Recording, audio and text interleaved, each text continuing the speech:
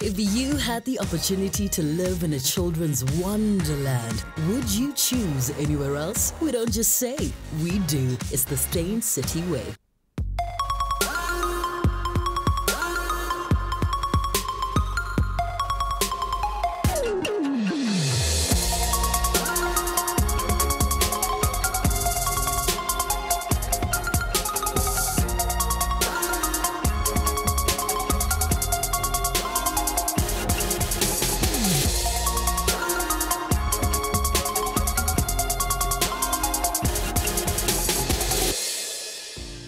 Hello and welcome to Real Talk with me, Anele. Today being a Friday, we have us a very special guest who gives us the works of her heart. See what I did there? Through her music, she's an award-winning singer, songwriter, and producer whose work goes up a notch every time she releases a new album. In 2016 alone, she was nominated South African of the Year in the music category, won the Summer 22 for Best Female Artist of the Year, toured South Africa with the legendary Lionel Richie, and had 6 nominations at the Metro FM Music Awards. This is, however, only the tip of the iceberg and a testament of the impeccable work she's been doing in music throughout her career, which kicked off in 1996. This phenomenal artist is not only once, twice, 3 times a lady. Look what I did again. She's one of the best female vocalists in the country, and she is Zonke Dikana. Zonke, welcome to Real Talk. I won't even be able to say hello in the I'm like, hey. See what I did there? See what I did there? You know what I love about your obsession with Lionel Richie? Yes. Is that it came full circle when you opened for him, right? Or closed for him.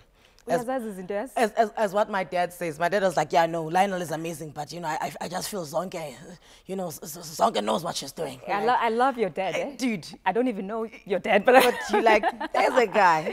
No, it really did come full circle. My dad was a fan. And when I used to perform with my father in his band, he used to perform Lionel's songs a lot. Hello was the one. Hello was the song, you know, and he didn't even say hello. He would say hello. Oh, you know? Go daddy. I know. All right. So yeah, I wish my dad was here for me to say, wow, look what I've done. Look what I've done. Look what you've done for me, because I feel like I owe it all to him as well. Music was instilled in you by your dad. No, definitely. He was the first musician in the family. And the fact that his kids, all his kids, went on to become musicians was always something like, wow, I can't believe that I never even forced you kids to do what I do. We never even forced you, but, you know, watching you, you know, becoming musicians on your own was something that my dad was very proud of. But something has to be said, because I'm always very much aware, since I became a parent, that, you know, you can teach your child many things, but I'd like for my child to watch me do things. Yes. So something has to be said about the fact that you guys watched your dad follow his dreams throughout. Like, you guys stayed in PE, he was in Cape Town, following his dreams. So you can be sad that your dad's not there, but you can also be like, you go, Dad. Look, when we were younger, we were sad. And then when we became older and we knew that, okay, actually, we now want to sing. We all want to sing, and this is how it needs to be done. There are no studios. There were no studios at the time in PE, so we knew that, oh my goodness, for me to record, I need to go to Joburg. So that's when we started understanding why he had to leave. And then, you know, I mean, we were sad that he was gone, but it's funny, we never, at no point did we not get along with my father, where we were not talking because we were angry at him, because we're starting to understand that this is what he had to do to chase his dream. I heard that he was so strict that even when he wasn't there, just the mention of his name, you'd stand at attention, you'd be like, hey. So we're never, you know, those kids that would jump the fence to go see friends or to go party. No, we're staying with my grandma, and my grandma would be like, oh, okay, that's enough. Hi, Mom. Just a phone call to my dad would be enough for us to behave. And he'd be gone for like 5, 6 years, 7 years at a time. Wow. Yeah, I promise you. So, but just him calling and saying, Mom says you are talking back. Mom says you're being cheeky. That was enough for us to behave. But now, speaking of Mom, I know that she wasn't really in music, but creative. Like, was a painter. She loved to paint. So that's another way in which you always find your color. The writing comes from my mom, because she wrote short stories. We even have those short stories even today, thinking of doing something with them. Very funny stories. So the writing comes from her. And she was very musical. I mean, she loved the bass, and I think that's the one thing that attracted her to my father. You know, she was a medical technologist. Yeah. And of course, my dad was a musician. But the combination was amazing. And none of them, you know, forced us into either one of their fields. You know, it was like, do whatever you want, you know, do whatever you want. And I'm grateful for that. I'm so glad the writing has been explained, because I really feel like you are, if not the best writer in the country, you are one of the best writers. Thank you. And I know that you're one of the best writers because your songs don't get annoying, ever. And that is indicative of great writing. Every time I listen to a song, like Richard, every time I hear it, it feels like it's the first time I hear it. But I'm like, but then why do you know the words? And it's an effervescent. Thank you so much. It's like, you know, it just goes on forever, you know? To me, less is more, you know? I mean, if you listen to Richard, it sounds quite empty, you know? It's sparse, there's lyrics there, you know, a lot of instrumentation. And almost like an echo at times. Yes, like, exactly. When you just go, whoa! Yeah, so I wanted the song to be like that. Everything about that song was on purpose. You know, I just heard it in my sleep, and I wanted it to be empty. I wanted it to have a lot of percussion, you know, and not cluttered. So less definitely is more in music, especially if you want songs that will live on forever. Forever. You know, like that don't get annoying. Exactly. Yeah. Speaking of you hearing it in your sleep, apparently you sleep with the recorder on the side of your bed and you wake up in the crack. You've been listening to. Girl, I stalked you enough. Don't you worry about me. But I was just like, that's amazing, because so what do? Do you wake up and you record a lyric, a melody? Everything. I wish I knew how to explain this better. It just all happens at the same time.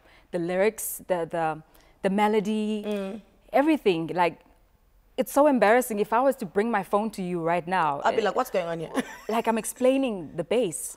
Like, okay, the bass goes like this, and I even sing it to myself. Okay. And then I explain even like which time the song comes from. If I feel like it's got that 70s vibe, I'll say 70s vibe type of song, like in my record. I'm embarrassing myself. No, this is beautiful, because you know so many people can't explain. Because I remember watching a Pharrell interview, and he says when a song comes to him, it feels like somebody took like lots of paint and they're different colors and just went, and then it hits him like that. So it's always so amazing to know how it comes to you. The process is different for, you know, for everyone. But for me, it's like that. I hear everything: the drum pattern, the bass line, the guitar riff, the percussion pattern, everything. So I will record it on my phone and then go into studio, do pre-production, and then have session musicians. So they will listen to what I've put down. And they'll play exactly because everything on there is What month are you born?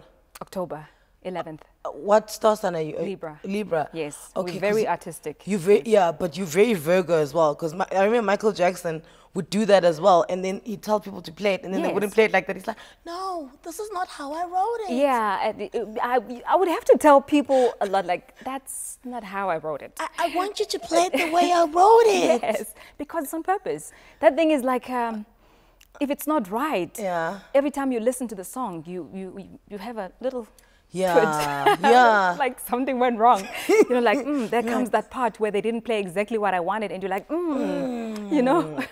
So it mustn't be like that. Would you agree that you are quite academic about your craft? Is it because you were quite a smart student in school? I was, even though I didn't study music. You Yeah. know, I think if you're naturally smart, you are able to become academic about anything or any field, really, that you're interested in. So I was very smart in school. Because your teachers were like, it's a pity you want to be a musician. Yes.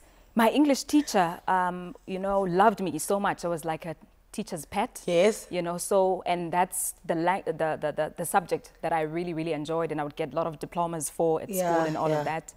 And I'm not great in English, but it's just a subject that I loved in school, you know what I mean?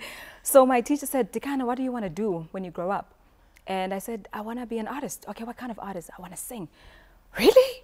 Why would you waste your life like that? You're going to starve. Artists don't get paid. What a pity.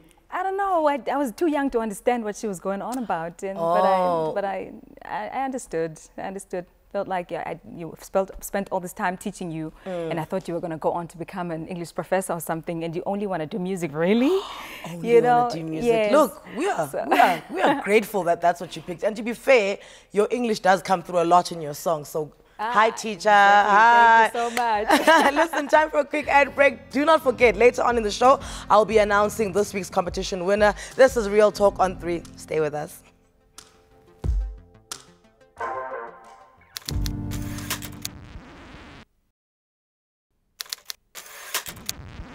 Zonke Dikana is the guest today, and I'm pretty sure you are stoked. I remember going to the Metro FM Awards the year you were nominated for this album. Yes. And every time they'd be like, okay, remember nominated for the Song of the Year and all of that stuff, they'd play the clips. Yes. And every time your song went on, like the entire, and this was in Durban, I remember, yes. at the ICC in Durban, the entire place would just erupt. You're sitting there, like, come on, girl. Come on, girl.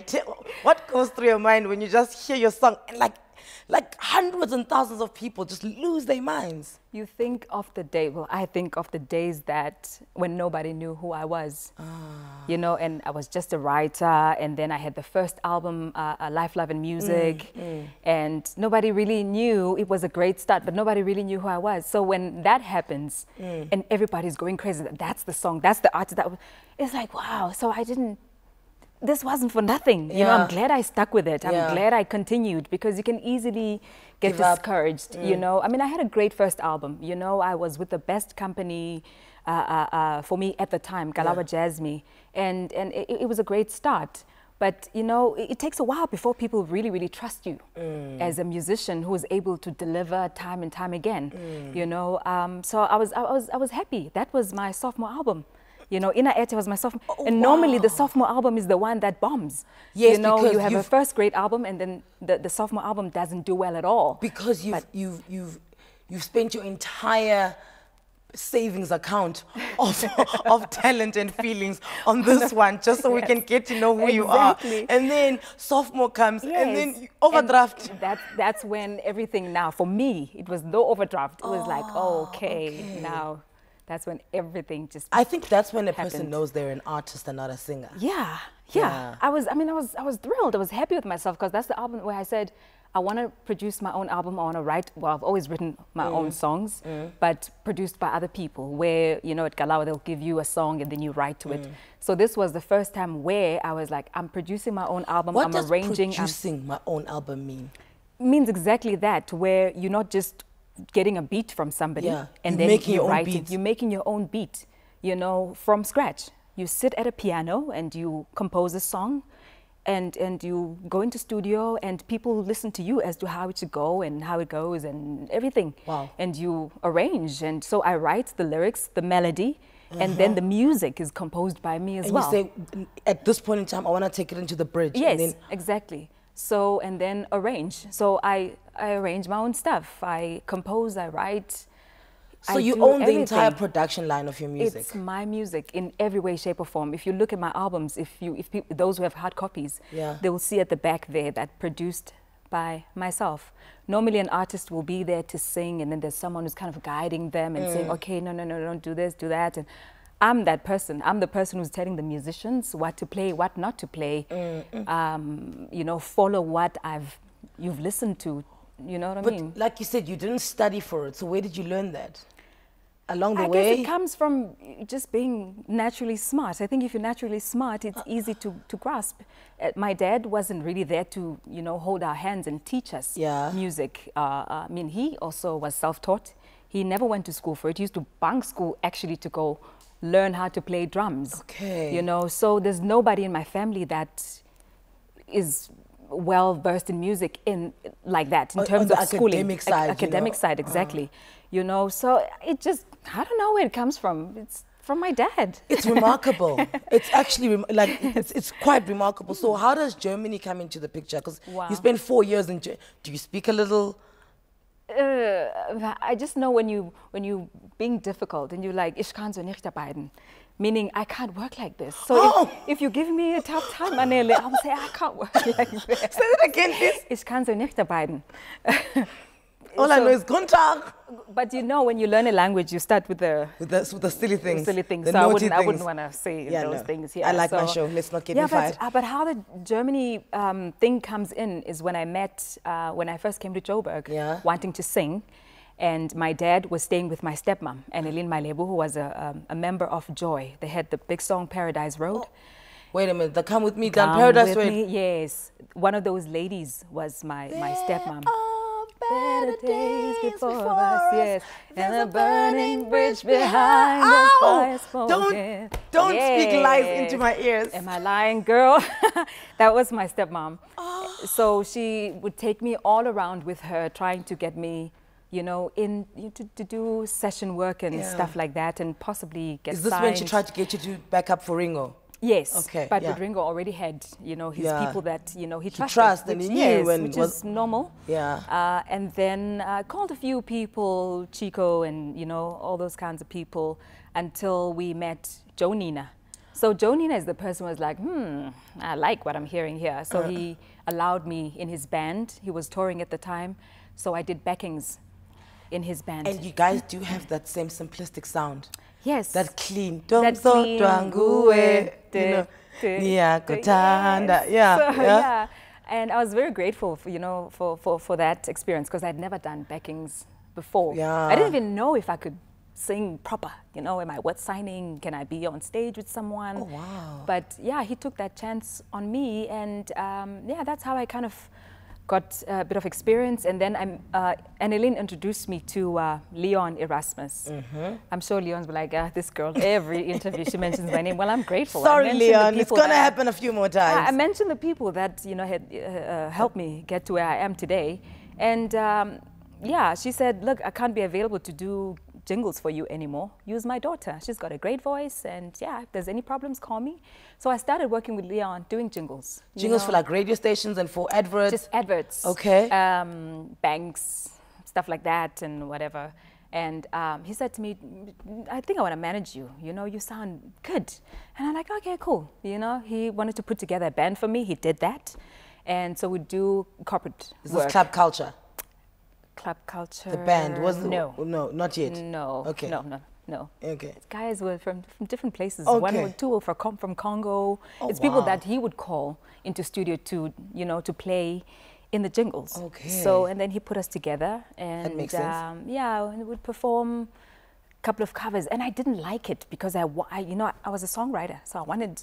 Yeah, was covers desperate are, to- I'm not going to say beneath you, but for lack of a better phrase, covers are very notchy. I just didn't like it because you can easily Get comfortable. get comfortable, you know. If the bills are paid. And learn to sing like Beyonce, and then you think you can sing. No, you've just been studying and listening to Beyonce so that you can do those covers. Let's hear you. So it becomes difficult to come out of being Beyonce to, you know, and To have then your have own your own identity and own literally sound. voice. Exactly. So I didn't want to do that for long. So we incorporated a lot of the songs that I had written. Even if they sounded rough, at least they were my songs, you know. Performed around a lot until he called me at night actually and said, I just went to see this show from a band called Jazz Cantina from Germany. They were invited to South Africa and they played in Newtown. I told them about you. And I'm like, oh, okay, you think it's not going to go anywhere? You know, oh, okay, cool. Yeah, so they gave me their card. They're going to send music. And you think, whatever, Sure. we'll see, you know? But a week or two later, he says, hey, those guys I told you about, they sent some music. You want to come listen? So I went into studio, listened to some stuff, and there was one song that kind of stood out in my mind, and he said, why don't you write to this? And I wrote,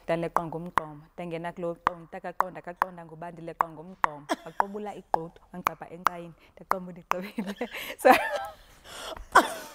I wrote that, you know, I called the song Africa My Motherland. So Yeah. of course it had a part where I was saying, Africa, all the way from Africa, because I knew it was going to Germany. Going to Germany, Yes. so and it must sound African. You can't Exactly. be imitating any other thing. Exactly. So they sent it, they loved it, they were amazed. 2-3 months later, they were in South Africa, following me around with cameras and just documenting everything. And two guys who were also from Umtata, Amandla, and Mzo, who was from PE as well. Yeah. They were friends of mine, rappers. So I Yeah. invited them over, and, you know, just come to studio. There's this big thing happening around me, and we became Culture Clan. Culture clan. I Yes, said you culture. said culture. I'm sure Culture there's clan. some culture thing going on here. Yes. Hold that thought. We're going to take a quick break. When we come back, I want to know more about Cultural Clan. I want to know about living in Germany. And then I want to know more about her coming back and dominating the South African airwaves. It's all coming back right here. Real Talk on 3.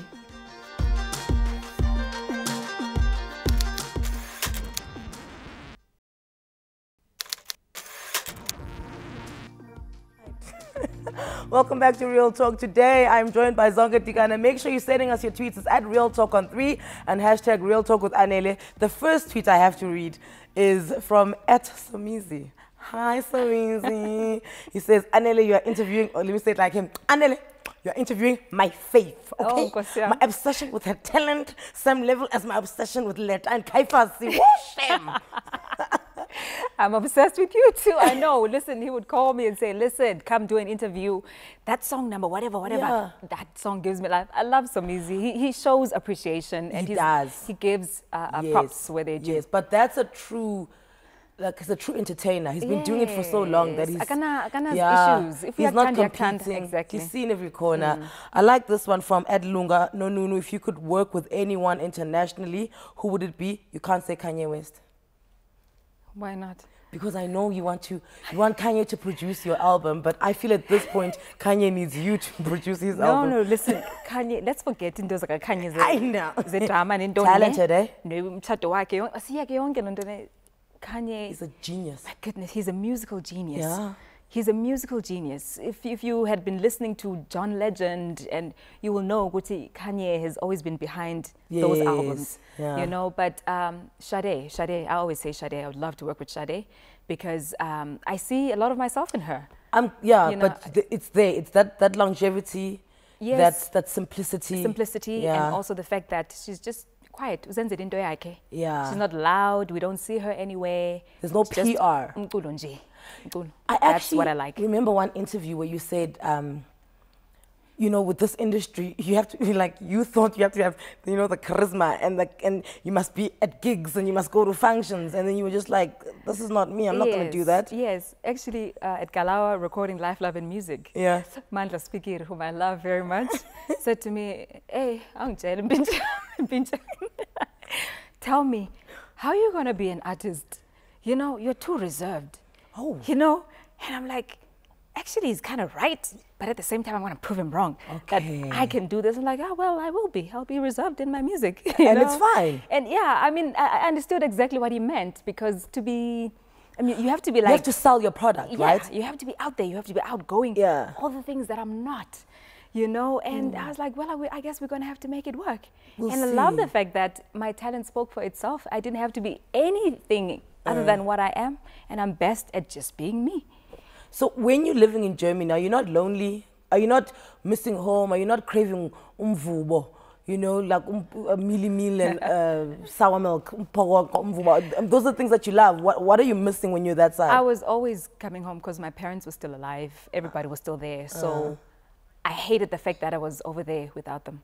You know, so I was frequenting home all the time. So it wasn't like, oh my goodness, I've been here for 4 years straight, or a year straight, or whatever. No, you weren't it wasn't exiled. like that. You were just there to work. Exactly. Okay. There to work and come back, be with my family. Yeah, the only thing was missing uthetha. Oh yeah. You know. When you land here, someone speaks to you in any language. They could be Afrikaans. You're like, oh, thank you. You say Mora.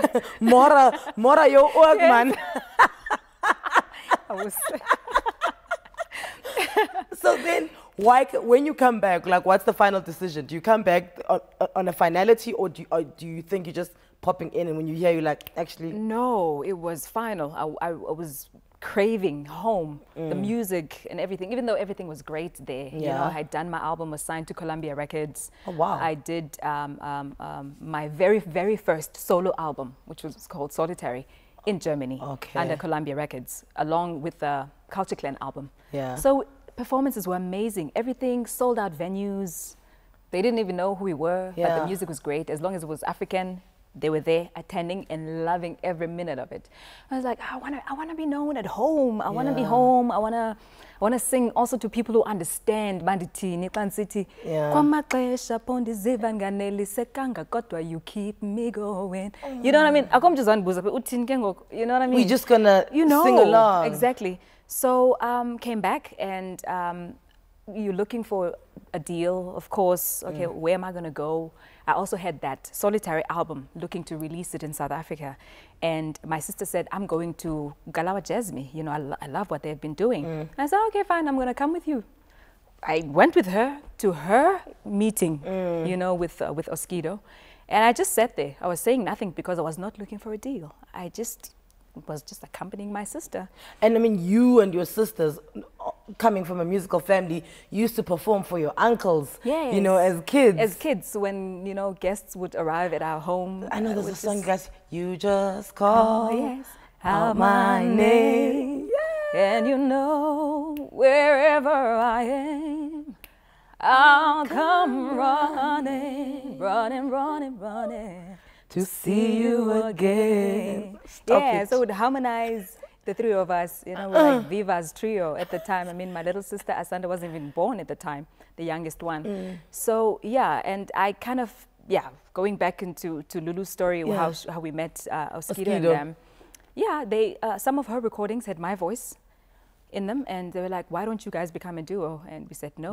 We don't do that kind of stuff. That's very strong of you. Don't do that kind of stuff. I mean, here I am looking for a deal. I don't know what's going to happen when I walk out of this office and we are turning down a chance to be a duo at Galawa Jazz, who are housing so many artists that you're looking at their success, you're like, we could be there, but no. I know, but we were like, no, that's not what we're looking for. And, you know, we just want to be solo artists. And they loved us. Lulu at the time had a full-time job. So I was always the one who's waiting for the phone to ring. Would he come into the studio? Come into studio. So I was always there in the studio doing different things. You know, we did jingles for soft drink company. I'm not going to mention because they didn't pay you. Soft drink companies and all of that. Until eventually Bruce called me and said, come and listen to the song. I think you'd be great on it. And it was Tebe's Groover's Prayer. That's how. Some more, I'm full of driver, some more, I'm full of That song, hey, still today. I know. So I was like, oh, okay. Sorry, you just took me Friday. You just took me Friday. So yeah, he gave me. I said, okay, fine. Let me just go home quickly. I dashed, you know, to my house, which is like 10 minutes away from the studio. Yeah. I used to live in Sunning Hill then. And I wrote the song, 20 minutes. I was back in the studio and we recorded the song. So the song was kind of written in 20 minutes. And then 20 years later. 20 years later. 20 years later. 20 minutes, 20 years later, we are like still. Yeah, so that's how I think a lot of people are like, okay, there's something here. Yeah. Who is this girl? There's something effortless. You know what? I have to say this. DJ Fresh, he would always talk about me on his radio show on Y. Every morning he would almost play the song and be like, you watch out for this girl, watch out for this girl. He didn't even know what I looked like. And I remember when they were doing his farewell party at Y, they called me. He didn't know that I was coming through. So he just sees this skinny little girl in the studio and says, hi, because a lot of people are coming in to say goodbye. Yes. So he would allow people to just say whatever they wanted to say on radio. Jump on the mic and testify. So he says, and you are? And I'm like, oh, I just came to sing for you because they said, don't tell him your name. Just sing the song. So I got on the mic and I'm like, I've been looking for the right words to tell you how, you know, the words of the song. Yes. It was like, oh my goodness, it's you. So, you know, like, yeah. And then it became a party. Yeah, it became and not until after I left. Yeah. Only became a party after I left. Yeah, but he was, pleasantly surprised. But that's the one guy that always told people to watch out for this girl. Right and here. The big dog was not wrong. Today we're joined by a singer, songwriter, producer who has 4 studio albums under her belt. She sold out tickets to a live DVD album recording within 7 days. And what a treat. She will have new music out, I hear, which is great because we want to know all about that. Join us after the break for a whole lot more with Zonke Dikana.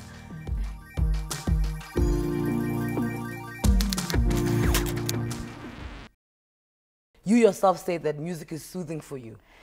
Yeah, it's not shocking, but it's humbling. I mean, there's so many of us. The fact that I can have my people, I can have somebody pay attention to me is special. You know, there's so many of us, really. And for me, for you to play my song, I think one time I pulled up at a robot, traffic light or whatever you want to call it, and an Indian guy, I'm specifically saying Indian, yes, and he was playing Feelings. So I rolled up my window because I'm thinking, oh my goodness, Uzanbona, I don't know what to do with myself. And you know what I mean? He is not even black, where I'm thinking, okay, this song is a black song, you know, maybe black people enjoy it. Meanwhile, you know, so it's amazing how music does that, you know, where people can just fall in love with your work. And nothing else, You, when was it by? But you from PE, I also read you don't necessarily like watching yourself or listening to your own music. I don't. It's embarrassing to me to listen to me. Also because I'm such a perfectionist. So the things that, I'll only hear the things that went wrong that you won't pick up. But according to me, I'm like, oh, that didn't go according to plan. Do you not rectify it when you, I mean, rectify is a terrible word to use, but Zwei once said that you know, when he listens to his songs, he's always like, yes, I should have done this here, and I should have taken it up there. Yeah. But then when he goes on stage and he's arranging a live version of it, then he's allowed to fix those ills. Yes. So, but with the recording, because you can't do anything, it's not like you put it out there feeling that way. No. Yeah. Everything it is okay. Everything is okay. You're not thinking amazing. You're thinking, okay, I'm happy with this. Yeah. And then as you keep listening, when that part comes, you think everybody knows that the part you're unhappy about is coming. So you talk over it. You talk over it. You know? You're playing your song, the part comes, and you want to be louder than the music so that you can distract those who are listening. From the fact that they can't hear like, anything. Girl, yes. You've ruined my favorite part now. Yes. Now I must rewind it. Exactly. So it's not that something went wrong. It's just that you wish you had done it differently. Instead of going up, should have just gone down. Oh, am I screaming there? Oh, it's too much. Or, you know, things like that. It's like, okay, I wish I had, I don't know, sounded like this or like that. I had slept earlier the night before. Exactly. And then you go live on stage. That's when now you're like, okay, fine. Let's rewind. Let's kind of put all the things that you want to do, you've always wanted to do, you know, in the studio. So yeah, that's why I love performing live. If writing comes from such a personal place from you and it does so much for you, how were you able to write for other people? Hey, and yes, namias. Because they would come back to me and say, how did you know this is happening or this is me? And yazi. I wrote Live My Life for Winnie Khumalo. And she used to work with me doing backings in my band. And when it was time for her to record her album with Kalawa Jasmine, she said to me, please write me a song.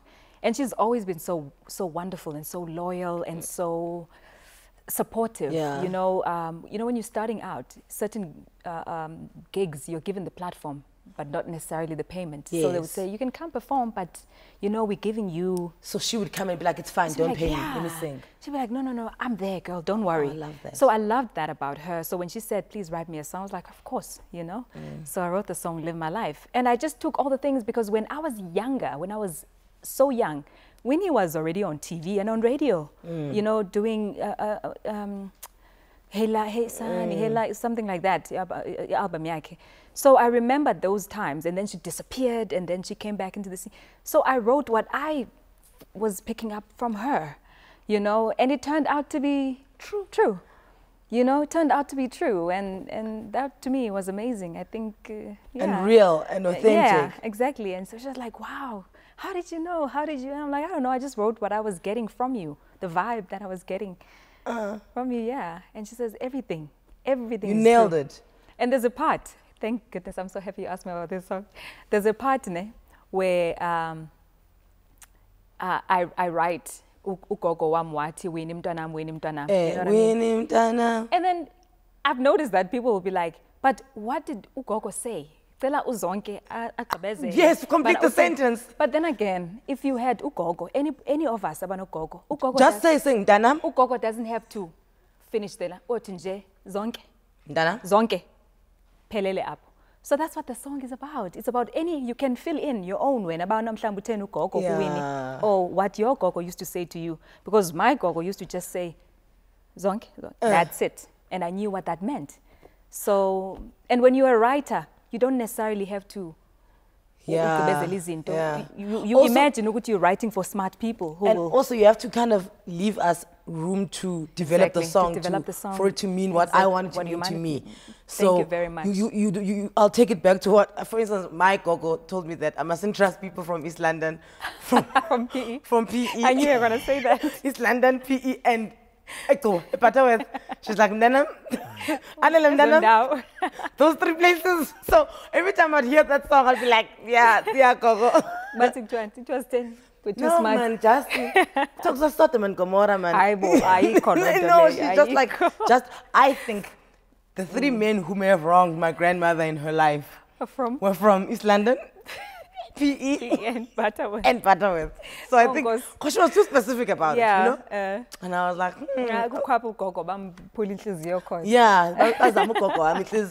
So I hear you're very strict when it comes to your children. There's no such thing as hanging out at the mall, Mom.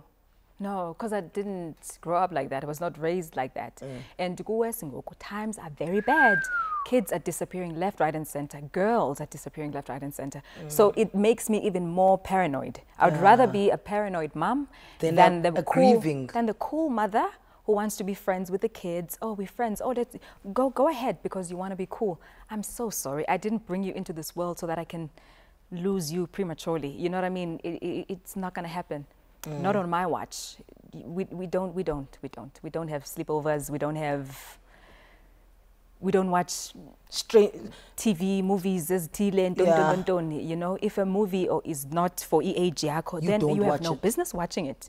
We don't watch music videos as being correct for your age because music videos have changed. You know, they're like, you know, short movies themselves where anything goes. So no, if you're gonna be, no, I mean the thing is they're gonna grow up and leave. So why should I hurry that process up? Go about too easy and too laid back and giving them what they want and trying to be cool. And when they leave, you want them to be able to stand for themselves and know that this is not for me. And I'm glad to say that I'm the perfect example. I can say to her, don't do this. She's not going to say, why not? You did it. She will never say that to me because I've been the perfect example.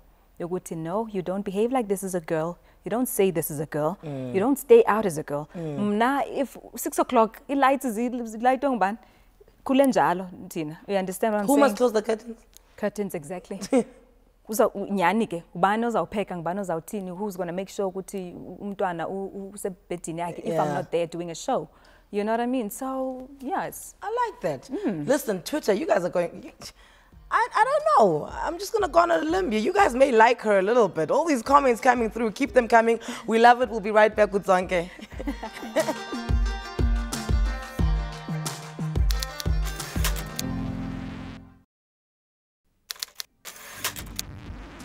That interview, I was like, those are the words I never expected to come out of Zonke's mouth. No, I said hip-hop lingo. They say ride or die. Because I wanted to make sure this is not coming from me, but at the same time, I'm alive. You know, I hear things. Okay. You know, yes, so I made it clear that hip-hop lingo. You ride or die. Let's use that word. Yeah, I'm a ride or die type of person. You know, I don't jump ship when things go haywire. Okay. Yeah, I'm very loyal. I'm very loyal. But at the same time, they'll feel your wrath. Oh, yes. Of course. Yeah. Yeah, that's where the song feelings come from, you see. I'll tell you with a smile, I'd even sing it to you. Like, can we talk about feelings? You know, like, Deep down, you're like, yes, but nicely, I'll sing it to you. Okay, all right. So when do you want to get married? Are you married? Because people don't know anything about you about that. If I do decide to get married, I'll let them know. Will we be the first one? Yes. Okay. I'll send a letter through to you, and then you can breaking news. Okay. Zonke is getting married. But Zonke is happy right now. I'm very happy. I'm very happy with my life, my music, my everything. Yes. I never stopped. Cut. No, we can't cut. They just said 5 minutes, so I could stay at you for 5 minutes. I'm very happy. Okay. Extremely happy. Okay. Love my life. You love your life. And who is the person who, I mean, your sister who passed away, God bless her soul, Lulu, she was your soundboard. Yes. And when she left, who then assumed that position? I have a big family, eh? I do have family. I mean, Okay. my uncles are there. I have a lot of cousin brothers that are, to me, are not even cousins, they are brothers because we grew Yes. up in the same Same house. house, yeah. You know, there's aunts, there's, you know, so there's still the rest of the family. I have my youngest sister, Asanda. You Sugar, guys are very close. I We're can very see it. close. Sugar is there. Yeah, we're very, very close, you know, with all my cousins and my, you know, my Are you family. overprotective of Asanda? I am. I can see She's it. grown, but yeah, I tell her what to do, what not to do. Yeah. I try to, yes. Is it because you've lost your other two sisters that you feel like this is, you and I, we have each other now? Yeah, yeah. Okay. And I hope she understands that that's where it's coming from. You know what I mean? Yeah. That, okay, maybe it's a little too much, I kind of smother her. That's but fine. that's where it's coming from. Rather like, that. oh, yeah. Rather than. Exactly. Rather I don't want that. to waste any time, you know, with her not knowing how I feel, or you know what I mean. Yeah. So yeah. Okay. So there was this rumor that you were releasing a deluxe album. Oh, we waited, eh? Oh, we waited. Well, let me tell you about that. The deluxe album was going to come, like Work of Heart deluxe album. Yes. And I've been in studio working on that material. Yeah. Just to add a couple of songs, 5, 6 songs. And then when we sat back as the company, listened to the songs, we felt like, no, let's leave the album the way it is. It's beautiful. It's a work of heart and a work of art. Don't mess with it, because now the stuff that came out of me in studio is so different. Yes. So different. So we don't want to. And you were going through a specific time. You and were then using now- it as a vehicle to heal. Exactly. Done. Yes. I agree with that. So I'm glad. it really sounds like a different time. Like, oh my goodness, what happened to her? Yeah. You know. So it's interesting. It's interesting what I But you think still people got are it. gonna One like. day when you're like 60, you're just gonna be like, nah. No, it's gonna come out around March.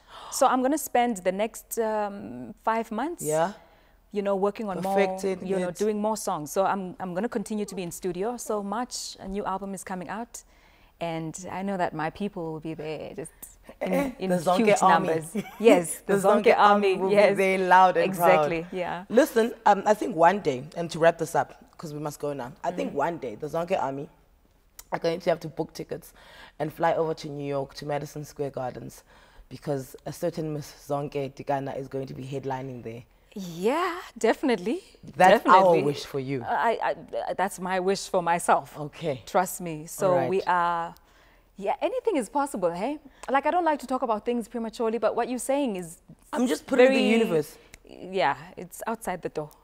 So. Not fun, eh? Not far at Not all. far at all. And knock is. Well, you better get your freaking fly miles together, Zonke people, because New York is around the corner. Thank you so much for your time. Thank you so very much. You are so light. It's so much fun to just sit down and talk to you. Thank you so much. Well, you make it so easy. You make it so lovely. Thank you so much. Maybe you're going to sing at my wedding too. Listen, I'm afraid that's all we have time for. Thank you so much to the lovely Zonke for coming through and letting us into her musical world of wonder, but also just her love for things that are South African and the fact that she is from here and she will never change. A big congratulations to John Taylor. You are our lucky winner. I think you might be our first guy winner, by the way. You've won yourself a e-gift card voucher with 5,000 Rand, all thanks to our sponsors. Until next week, Monday at 5 p.m. on SABC3. It's a ciao for myself and the team. Have yourself a fantastic weekend. Bye-bye. Such a close thing to say.